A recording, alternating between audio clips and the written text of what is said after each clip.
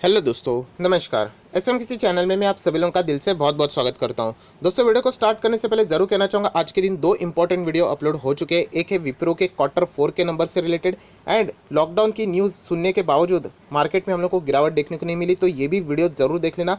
दोनों वीडियो की लिंक नीचे डिस्क्रिप्शन बॉक्स में मिल जाएगी। उसी के साथ साथ फर्स्ट टाइम विजिट किया चैनल को सब्सक्राइब करना and free stock market classes को भी फॉलो कर सकते हैं। लिंक ऊपर आई बटन पे या नीचे डिस्क्रिप्शन बॉक्स में मिल जाएगी। तो चलिए दोस्तों, इस वीडियो को स्टार्ट कर लेते हैं।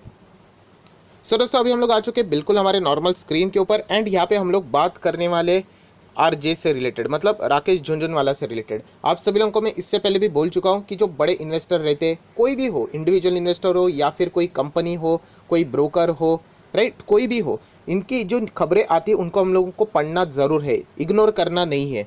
राइट, इनको पढ़ना ज़रूर है, बट हमारा जो एक्शन है उनके हिसाब से नहीं होना चाहिए। राइट, अगर हमें कोई चीज़ वाकई में अच्छी लगती है तो हम लोग ज़रूर इंप्लीमेंट करेंगे, बट अगर कोई बड़ा प्लेयर अगर कहीं कहीं पे पैसा लगाता है या फिर कोई फॉरेन इंस्टीट्यूशन हो, डोमेस्टिक इंस्टीट्यूशन हो, तो हम लोग डायरेक्टली उनके बेस के ऊपर कोई भी डिसीजन नहीं लेंगे। बट एटलीस्ट देख तो लेते कि यहाँ पे उन्होंने कौन से शेयर्स में बाइंग की है एंड कौन से शेयर से यहाँ पे उन्होंने एग्जिट लिया है। राइट, तो चलिए दोस्तों, एक एक स्टॉक को यहाँ पे हम लोग देख लेते हैं। सबसे पहले हम लोग एक न्यूज़ पढ़ेंगे जिसके बारे में बहुत सारे लोग सवाल यहाँ पे पूछ रहे हैं। अगेन कहना चाहूँगा, जो जवाब मैं यहाँ पे देने वाला हूँ उसके बाद आप लोगों का जो भी डाउट है, जो डर है, यूजुअली मैं अगर बात करूँ तो वो यहाँ पे निकल जाएगा। सो दोस्तों, आप लोग देख सकते हैं राकेश झुनझुनवाला अभी क्वार्टर 4 यहाँ पे ख़त्म हो चुका है, मतलब नंबर्स यहाँ पे आना शुरू हो चुके हैं, तो उन्होंने कई तो स्टेक कट किया है। तो जैसे मैंने आप लोगों को कहा, 3 से 4 शेयर्स में उन्होंने अपने स्टेक को कट किया है, प्रॉफिट बुकिंग की, आप चाहो तो ऐसा भी बोल सकते हो।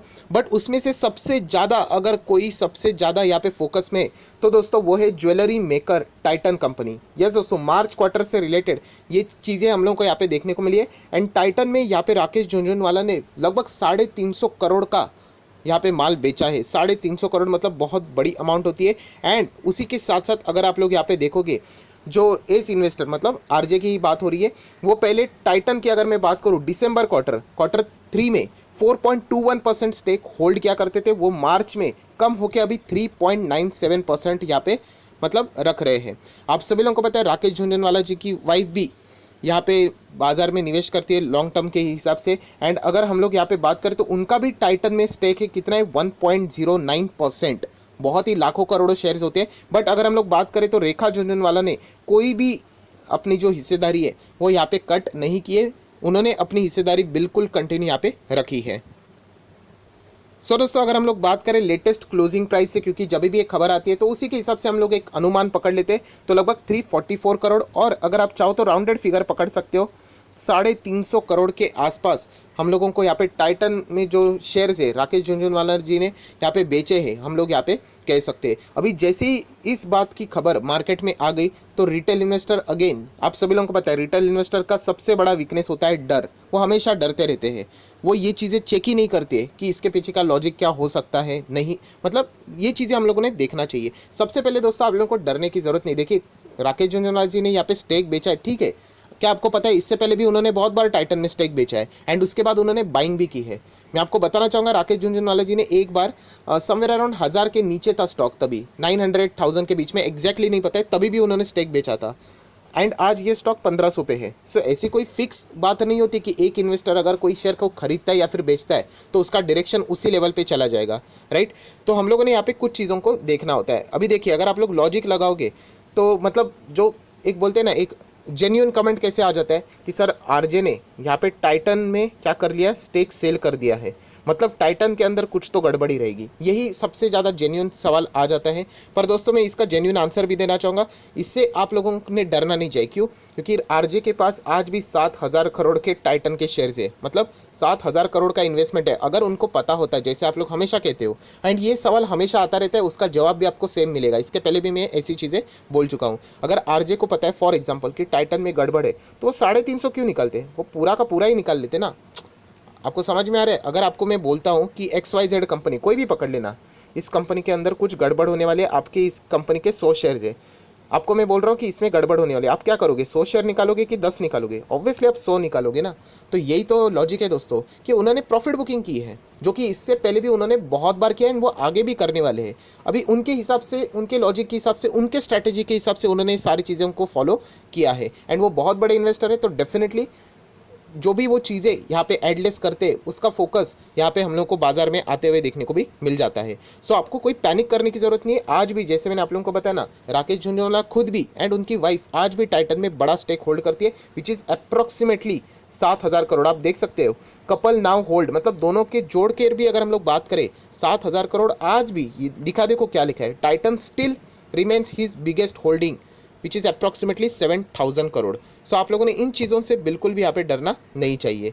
देन अगर हम लोग यहाँ पे बात करें तो और किसी ने यहाँ पे टाइटन में स्टेक बेचा है तो यस दोस्तों, यहाँ पे foreign portfolio investor FIS FPS की अगर हम लोग बात करें, उन्होंने भी हिस्सेदारी यहाँ पे क्या कर ली है, थोड़ी सी कट कर ली है। अगर हम लोग बात करें पहले 18.59 हुआ करती थी, जो कि अभी 18.10 हम लोग को फॉरेन इन्वेस्टर के डेटा के हिसाब से ये चीज़ें समझ में आ रही कि उन्होंने भी थोड़ा सा प्रॉफिट बुकिंग की है। सो दोस्तों ये भी डेटा सेम कहना चाहूँगा, अगर होते तो पूरा का पूरा एग्जिट होते, ऐसी कोई भी डरने की बात यहाँ पे नहीं है। ये अप्स एंड डाउन्स चलते रहते हैं। एंड अगर उसी के हिसाब से अगर हम लोग देखें तो आप देख सकते हैं not everyone has bearish view on the stock. अगर हम लोग LIC की बात करें तो LIC भी बहुत बड़ा डोमेस्टिक इंस्टीट्यूशनल इन्वेस्टर है एंड उन्होंने तो यहाँ पे टाइटन में जो उनका स्टेक है पहले 3.59 था, वो 3.91 यहाँ पे कर लिया है। तो उन्होंने यहाँ पे स्टेक क्या किया, आप देख सकते हो इंक्रीज़ किया है।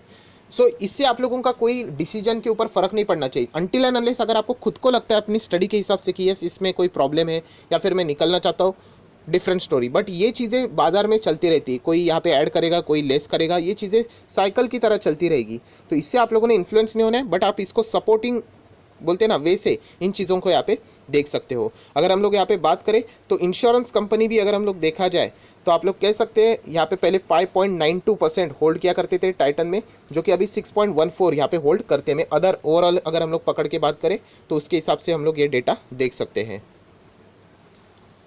सो दोस्तों टाइटन से रिलेटेड बात यहाँ पे हो गई। अभी उसी के साथ साथ और कहाँ पे स्टेक को कट किया गया है। सो टाटा कम्युनिकेशन भी आप लोगों को पता है, वहाँ पे भी स्टेक उन्होंने यहाँ पे कट किया। बीच में न्यूज़ आई थी उन्होंने निवेश किया है, अभी वापस न्यूज़ आ रही है उन्होंने कट किया है। बीच में यहाँ पे आप लोगों को पता है सरकार ने भी लगभग 26% अपनी हिस्सेदारी टाटा कम्युनिकेशन में से निकाली है। उसी के साथ साथ अगर हम लोग बात करें VIP इंडस्ट्री, जो कि उनका बहुत बड़ा स्टॉक है, उसमें भी उन्होंने यहाँ पे प्रॉफिट बुकिंग की है, हम लोग ऐसा यहाँ पे बोल सकते हैं, राइट। सो दोस्तों इतना ही कहना चाहूँगा, ये चीज़ें आप लोगों ने ज़रूर स्टडी के हिसाब से यहाँ पे लेनी चाहिए। हम लोग स्टॉक्स के ऊपर आने से पहले यहाँ पे टाइटन में उन्होंने प्रॉफिट बुकिंग की है, देन टाटा कम्युनिकेशन में भी की है थोड़ी बहुत, एंड VIP में भी की है, फोर्टीज़ में उन्होंने ऐड किया है। इसके ऊपर हम लोग थोड़ी देर बाद वापस आएंगे, बट हम लोग आ जाते हैं और एक कुछ इंपॉर्टेंट डेटा के ऊपर जो मैं बार बार आपको दिखाता हूँ। 2019 की बात है, 24 अक्टूबर 2019 की। तो राकेश झुंझुनवाला आप देख सकते हो कितना नुकसान हुआ उनका, 178 करोड़। किसके साथ, DHFL आप लोगों को पता है 600 रुपये का स्टॉक था, बीच में क्रैश हुआ था एंड राकेश झुंझुनवाला ने वो खरीदा था। तो तभी मैंने वीडियो बना के आपको कहा था कि यहाँ पे गड़बड़ मुझे नज़र आती है, मैं तो इसको इग्नोर करूँगा। बट बहुत सारे रिटेल इन्वेस्टर एक ही शॉर्टकट अपनाना चाहते हैं कि बड़ा इन्वेस्टर अगर पैसा लगा रहा है मतलब कुछ तो बात होगी। सो दोस्तों मैं बताना चाहूँगा उनके पास मतलब 178 करोड़ 200 करोड़ कोई बड़ा अमाउंट नहीं है। अगर आप उनकी नेटवर्थ देखोगे तो मतलब 30,000 करोड़ 35,000 करोड़ इतने मतलब ज़बरदस्त उनका नेटवर्थ है। सो ऐसे रिस्की बेट वो लेते रहते हैं एंड इन्हीं को रिटेल इन्वेस्टर कॉपी करके फंस जाते हैं। सो राकेश झुंझुनवाला आप सभी लोगों को पता है DHFL से रिलेटेड एक फेमस केस स्टडी हम लोग को देखने को मिली थी। उसी के साथ साथ एक और एक फेमस केस स्टडी है जो कि आप सभी लोगों को यहाँ पे पता है किससे रिलेटेड, तो आप सभी लोगों को पता है यहाँ पे JP एसोसिएट से रिलेटेड। यस दोस्तों, उन्होंने समवेयर अराउंड 3 करोड़ शेयर्स यहाँ पे बाय किए थे JP एसोसिएट में, इतना ज़बरदस्त बाइंग था। एंड 3 करोड़ खरीदने के बाद उन्होंने वापस खरीदे थे लगभग 2 करोड़, मतलब कुल मिला के 5 करोड़ के आसपास उन्होंने शेयर्स यहाँ पे खरीदे थे, किसमें, JP एसोसिएट में। एंड आज वो स्टॉक खत्म हो गया। तो उन्होंने भी कहा कि JP एसोसिएट एंड DHFL ये दो मेरी सबसे बड़ी गलतियाँ है। उन्होंने जैसे ही वो शेयर खरीदा था, आपको मैं बताना चाहूँगा शेयर में ज़बरदस्त एक रैली आई थी, रिटेल इन्वेस्टर ही वहाँ पे ज़बरदस्त बाइंग उन्होंने की थी एंड बाद में वो स्टॉक्स नीचे आ गए। सो ये चीज़ें हम लोगों को बताती है कि हम लोगों ने बड़े इन्वेस्टर, बड़े इंस्टीट्यूशंस, जो भी कोई हो, आप लोगों को पता है बीच में मैंने एक वीडियो भी बनाया था, कौन सा वाला, अमिताभ बच्चन के ऊपर। आप सभी लोग यहाँ पे देख सकते हैं अमिताभ बच्चन ने यहाँ पे खरीदा था एक मतलब 15 लाख शेयर खरीदे 43 के भाव के ऊपर एंड आज वो स्टॉक का भाव अगर आप देखोगे तो होश उड़ जाएंगे आपको। तो ये वीडियो बहुत ही ज़्यादा पॉपुलर हुआ था, लगभग 2.5 लाख से ज़्यादा लोगों ने इस वीडियो को देखा था। अगर आपने इस वीडियो को नहीं देखा है तो लिंक ऊपर आई बटन पे या नीचे डिस्क्रिप्शन बॉक्स में दे रहा हूँ, ज़रूर इसको देख लेना। वीडियो दिखाने का मकसद ही ये है दोस्तों कि इन चीज़ों से आप लोगों को समझ में आ जाता है कि कभी भी अगर ऐसी न्यूज़ फ्लैश हो जाती है किधर भी, न्यूज़ चैनल के ऊपर, फेसबुक के ऊपर, व्हाट्सअप के ऊपर, ट्विटर के ऊपर, टेलीग्राम के ऊपर, हमें हमारा डिसीजन अकॉर्डिंगली यहाँ पे नहीं लेना होता है, राइट। क्योंकि वो लोग भी इंसान है, वो भी गलतियां यहाँ पे करते रहते हैं। सो टाइटन कंपनी अगर आपके पास है, एंड जो लोग बोल रहे हैं कि सर यहाँ पे 350 करोड़ उन्होंने माल बेचा है, तो अभी आप लोगों का डाउट क्लियर हुआ होगा। 7,000 करोड़ आज भी उनका टाइटन में ही इन्वेस्टेड है। सो कोई यहाँ पे गड़बड़ी नहीं है, ये सारी प्लस माइनस चीज़ें यहाँ पे चलती रहती है। एंड अगर आप लोग थोड़ा सा और पीछे जाओगे तो आपको मिल जाएगा राकेश झुंझुनवाला, रेखा झुंझुनवाला से रिलेटेड। टाइटन में उन्होंने इससे पहले भी माल बेचा था एंड बाद में वापस भी खरीदा था, तो ये चीज़ें चलती रहती है। सो टाइटन एक फंडामेंटल स्ट्रॉन्ग शेयर है, अगर आपके पास है तो ज़रूर आप लोग होल्ड करके चल सकते हो। अगर आप चाहो तो प्रॉफिट बुकिंग भी कर सकते हो। अगर आपका टारगेट अचीव हुआ है तो आप प्रॉफिट बुकिंग कर सकते हो, बट ये न्यूज़ के चलते प्रॉफिट बुकिंग करना, अपने डिसीजंस को ऑल्टरेशन में लेके चले जाना, ये एक बहुत ही गलत डिसीजन रह सकता है। सो टाइटन फंडामेंटली बहुत ही अच्छी कंपनी है। ज़रूर हम लोग कह सकते हैं ये ज्वेलरी से रिलेटेड, क्योंकि ज्वेलरी सेगमेंट भी अगर हम लोग देखा जाए तो नॉन इसेंशियल्स में ही हम लोग आते हैं। तो एंड महाराष्ट्र जैसे बड़े स्टेट में इसका बुरा इम्पैक्ट इनके बिजनेस के ऊपर भी आ सकता है, बट कंपनी इतनी बड़ी है कि ज़रूर ये इसमें जो भी चीज़ें यहाँ पे आती है उसको आगे कवर अप यहाँ पे कर सकती है। तो टाइटन ज़रूर आप लोग होल्ड करके चल सकते हो। टाटा कम्युनिकेशन की भी अगर मैं बात करूँ तो होल्ड करके चल सकते हो। हालांकि टाटा कम्युनिकेशन मैंने आपको बताया थोड़ा सा रिस्की स्टॉक है। रिस्की मतलब चार्ट देख लेना, ये देखिए अप्स एंड डाउन्स बहुत ही ज़्यादा है, तो अगर आप चाहो तो इसको इग्नोर भी कर सकते हो। कंपनी खराब नहीं है, बट अप्स एंड डाउन्स, अगर आप उस कैटेगरी के निवेशक नहीं हो जो रिस्क लेना पसंद नहीं करते, तो आप लोगों ने यहाँ पे ऐसी कंपनी से थोड़ा सा संभल कर रहना चाहिए। कंपनी खराब नहीं है, मैं वापस कहना चाहूँगा, कंपनी अच्छी है, बट अप्स एंड डाउन्स यहाँ पे आप लोग देख सकते हो। एंड वीआईपी इंडस्ट्री की बात करें, ऑब्वियसली मैं थोड़ा इसको इग्नोर करना ही पसंद करूँगा। बिजनेस मॉडल के हिसाब से अगर आप देखोगे, ट्रैवलिंग के हिसाब से एंड बाकी सारी चीज़ों के हिसाब से, तो इनका बिजनेस मतलब इम्पैक्ट ज़रूर होगा।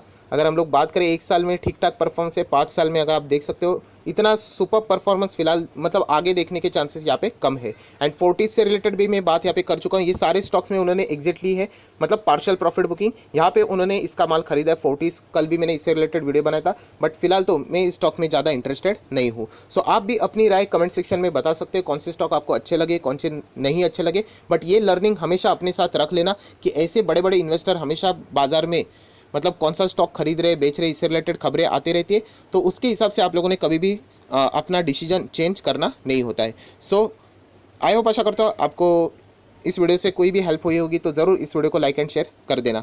सो that's it, thank you very much दोस्तों, we will be meeting our next video, तब तक के लिए बाय बाय।